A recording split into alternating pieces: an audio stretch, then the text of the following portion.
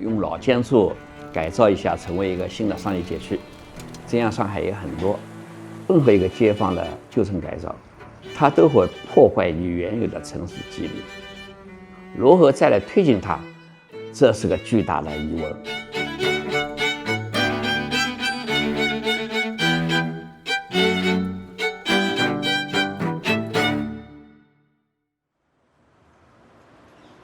整个上海，它过去是冲积平原，因为它是海平线比较低的一个城市，所以有很多水网。那么在城市化进程当中，许多河流被填没了，但过去的桥呢，作为一个路名或者作为一个地名的保留下来。所以我这个老家呢是在太平桥、八仙桥和南阳桥的中间。如果说有一个场景能够让我来描述这个地方的话，这个场景就是杀牛公司，就是屠宰场。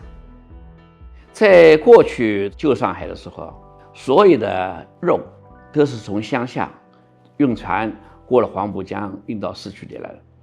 那么法租界他要在这里要生活，他有屠宰场，他每天下午会有好几辆马车到屠宰场来做什么呢？屠宰场它会产生很多的肉汤，这个肉汤呢非常蓬勃的从那个水管里面冲下来。那么我小时候你吃肉的机会比较少的，看到这么多肉汤像水一样像瀑布一样的流下来，馋得不得了。那么我姐姐呢当时呢是来接我回去，我就问姐姐，这么多肉汤为什么不卖给我们，对不对？我们可以改善伙食。但我姐姐说这个肉汤是不能喝的，那很浓的，很有股味道。这样我就记忆很深刻。这个商业公司呢，一直到20年前，对吧？市区里面是不能做屠宰这个工作了嘛，它就关掉了。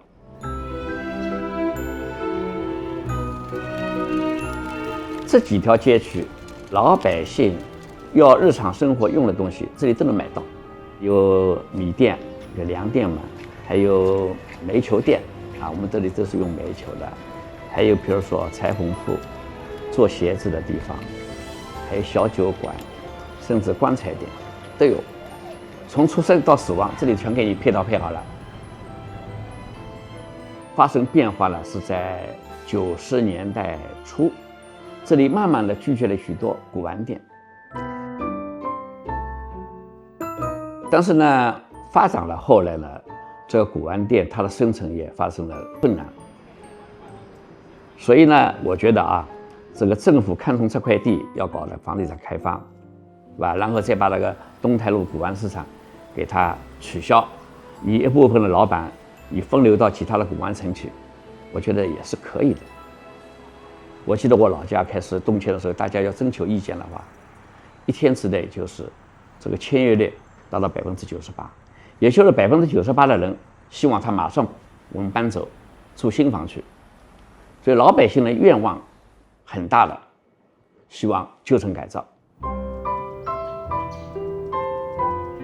一方面呢，这个对这个老城区来说，居住条件呢是比较差的，这里没有这个煤气，也没有抽水马桶。第二个呢，当你这个把房子拆空以后，老百姓的心理感受又不一样，他对你这块故土还有眷恋之情，特别是一部分对城市文化有感情、有研究，他自己呢已经在别的地方买了新房了，他的居住问题解决了，他回过头来，他要对他的故土要有所关注了。那么他们会说：“哎呦，这个房子不应该拆，要给我们留下城市的记忆。”这也是可以理解的。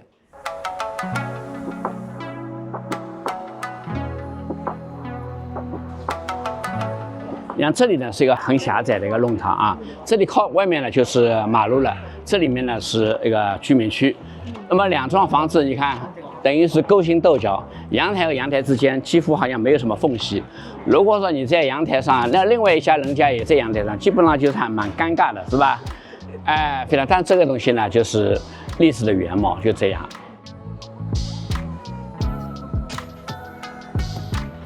到这里呢，我想给你特地要指出啊，这个房子你看啊，是比较应该说质量比较高的，它实际上是翠湖天地的一部分。啊，这个地段豪宅，那个房价到今天为止起码20万以上，啊，那一栋就是上千万了。对。那么它里面呢，它以前呢都是公共房子，就像我们在新天地看到的小的弄堂，小弄堂。然后呢，对马路呢，你们看到啊，这对马路呢就是一个在建的一个国际学校，据说里面的设备非常豪华，完全一流的，跟世界接轨。那么这里已经没有原来的居民了吗？那么它是为谁建的呢？就是为新天地配套的。因为这里的有钱人，他的孩子肯定要花很高的代价来培养上国际学校，放在这里。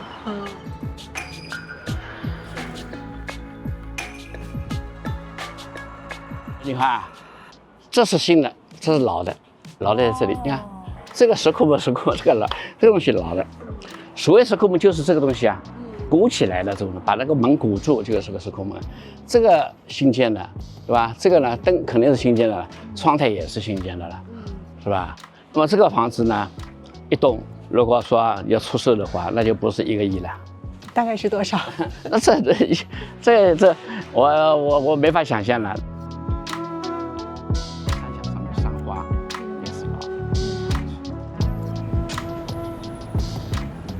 这里呢是这样的啊，就是那块白的板嘛，这个板就是我的家。这块时光整形不，下面板，下面不是个临时的这个板吗？哦，这一块。哎，这里就是我的家。哎，您现在回到家了。啊，这已经不认识了。哎呀，我想不明白，这条弄堂蛮长的，我也说弄堂到哪里去了？被马路吃掉了。一个新的社区形成了，新的这个商业体，表面上是很风光的，但另一方面呢，感到真的相当巨大的失落感和惆怅。为什么呢？它原有的市民生活的生态、原生态的东西被破坏了、消解了，所剩无几了，可以说是一点也没有了，因为这里的没有居民了嘛，原住民都没有了，这个消失。对我们上海城市人来说是蛮痛的，为什么呢？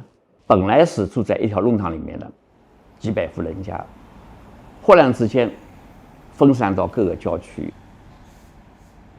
本来呢，在这个弄堂里面生活了几十年，他相互招呼，托客语文，抱团取暖。你家里有什么困难，这个邻居会帮你忙的。你家里也是非常能够容忍人家。现在你搬到新的楼房里面去，你条件改善了，但邻里之间你没有往来了。那么在这个现代化的背景下，到底什么东西最珍贵？大家回过头来想，还是人的感情最珍贵。另一个感慨呢是，任何一个街坊的旧城改造，它都会破坏你原有的城市肌理。有人问我啊，这个像东台里这个项目，用老建筑改造一下，成为一个新的商业街区，这样上海也很多啊。是不是必然的选择，还是偶然的这个选择呢？我认为是必然的，因为这个上海城市焕新，它有一个整套的计划，是比较高层他来想出来的，啊，计划也是做过这个调研的，因为城市肌理还需要保留嘛。至于每个项目打造成什么样子，那么具体的执行者、具体的设计者也看你的智慧了。当然，这个你把那老的街区的面貌保护下来以后，你里面注入什么业态，如何再来推进它，这是个巨大的疑问。因为周边的居民没有了，大家不会到那里去随意消费了。那么以后怎么样，是非常考验政府，包括考验开发商的。这是上海城市改造当中所面临的一个巨大的困惑。上海海派文化它是庞杂的，是多元的，啊，是完全融合的，各种文化融合的。我们所热爱的，我们所最新的这个上海文化，随着时代的变化，随着人口结构的调整，它会出现变化，一定会出现变化。这1000万新上海人，他对上海海派文化的注入了新鲜血液，注入了新的文化内涵。他对你原有的这个海派文化肯定会有冲击的。那么以后的海派文化，重新定义，过去是海纳百川、兼容并包，这2点我估计上海这个城市它不会改变了。那么以后怎么样呢？大气谦和、追求卓越，是不是还一样呢？它可能会有另外一个定义了。但是我觉得像上海这样做这个国际化大都市，而且一直在那个鼓励创新、尊重创新、包容多元的这个城市，对那个外来的文化，我觉得的包容度会越来越大。那么以后的海派文化，我想它在面对世界、面对未来这个方面，会比我们这一代人做得更加好。